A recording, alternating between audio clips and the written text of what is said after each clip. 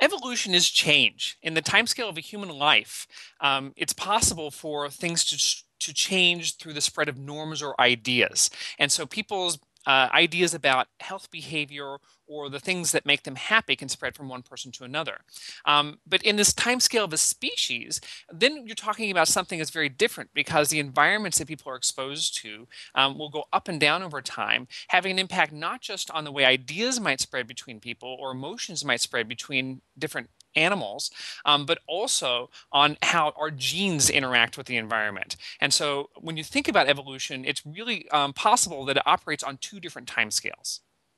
Right. I think the biggest concept for me, the thing that I think people don't realize is that what we recognized about complex systems is that you shouldn't expect linear, gradual, slow, steady change. You shouldn't expect what you see in the future to be just a copy of what you've seen in the past. Systems such as ecosystems, the Earth's crust, the Earth's atmosphere, traffic flow, they're all characterized by very large, unpredictable fluctuations in the system behavior. And those fluctuations are just normal and natural. And so a huge traffic jam isn't necessarily an unnatural or out of normal behavior, just like a huge earthquake is something you should expect.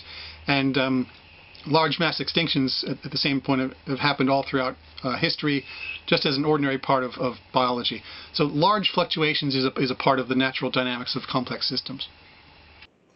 Well, dynamics is basically the core of the problem, because we have been saying that there is no blueprint or mastermind in complex systems, but somehow the blueprint of the systems, of their behavior, also of the microscopic behavior, is embedded in the dynamics of the individual units. And so the dynamics is at the core of the problem. At the same time, what is most interesting is the dynamical patterns that the systems acquire on the large scale when you have cooperative and macroscopic behavior.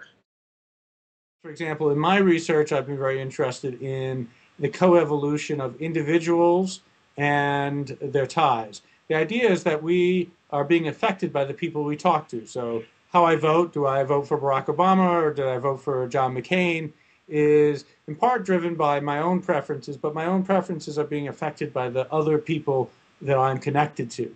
However, I also get to choose to some extent who I talk to. And who I talk to is in part based on who I am and what I believe. So there's this yin and yang, this back and forth between who I am and who I talk to. Evolution determines what are the patterns that are finally surviving. In some sense, it's the alternative concept to optimization. Optimization is trying to find the maximum performance of a system, while evolution is creating a gradual improvement of the system, taking into account also the robustness of the system. In contrast, optimization may drive a system not only towards maximum efficiency, but at the same time towards instability. And evolution, however, would select those solutions which are performing more successfully and more robustly.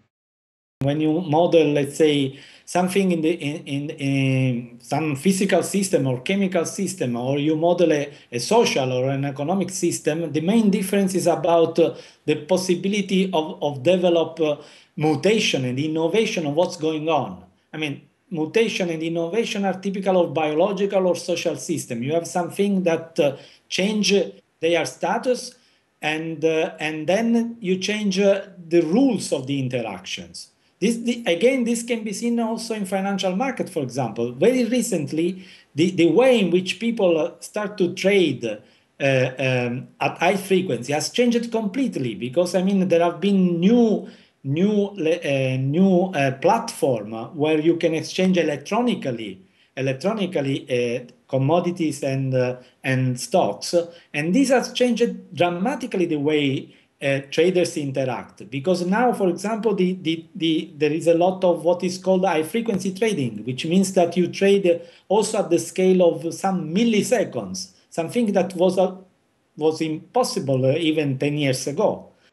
Well, it is quite clear that language is not a static system.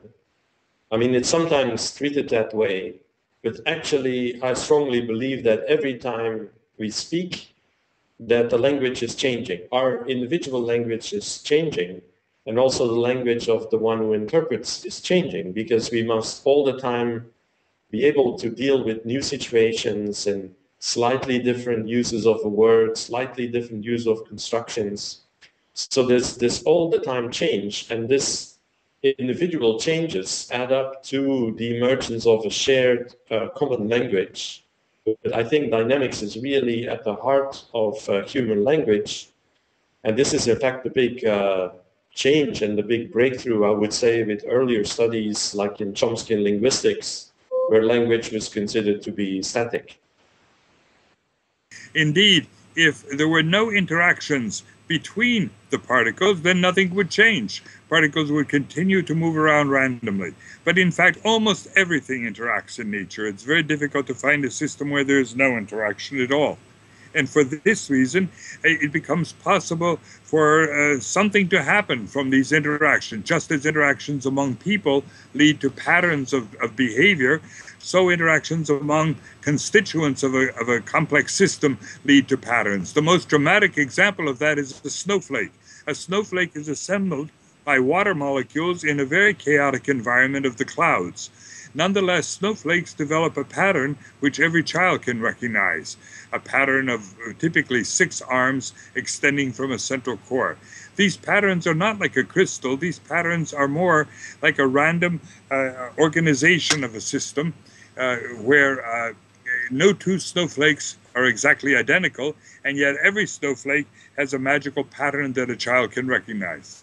I'm studying both ecosystems and social systems, and there you see an important difference. In ecosystems, you can usually reverse the change, like if a lake that was clear becomes turbid, you can usually reverse that change.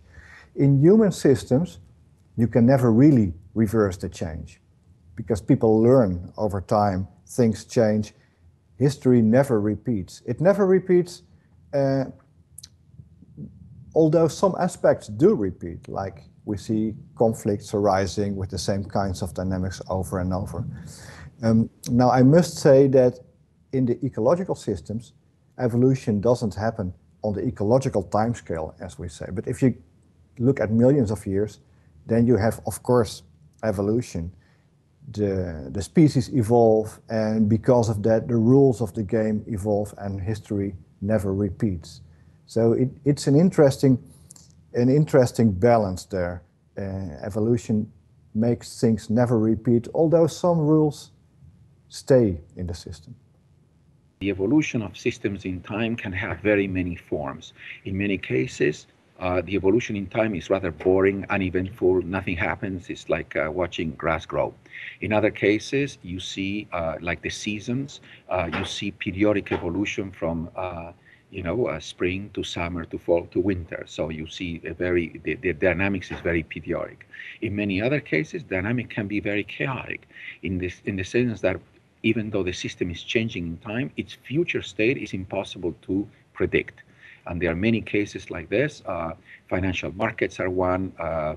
The weather is essentially unpredictable. Even though we can predict it for short periods of time, we cannot predict it for very long times. In the last decade, we have a true evolution of understanding the structure of complex systems. That is how things connect to each other, who's communicating with whom, and so on. And that understanding was driven by the emergence of large maps that really helped us to study scientifically this problem. We all know that all of these networks have a role of carrying some dynamical process of them. The internet carries information, bits of information. The metabolic network carries, at the end, a flux of materials and chemicals and so on.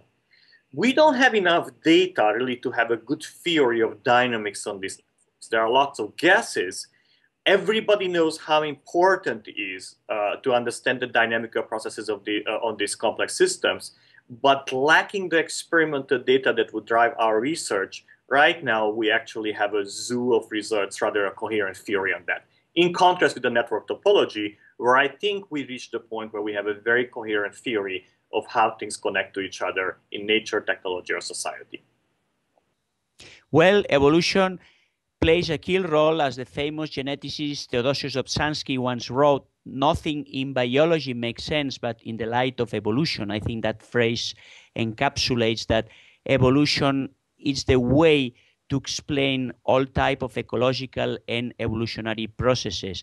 There's different mechanisms such as mutation, natural selection, genetic drift, species sorting, and other mechanisms, and all of them in combination create this dynamic scenario in which we are able to explain the huge amount of diversity that we observe right now on Earth.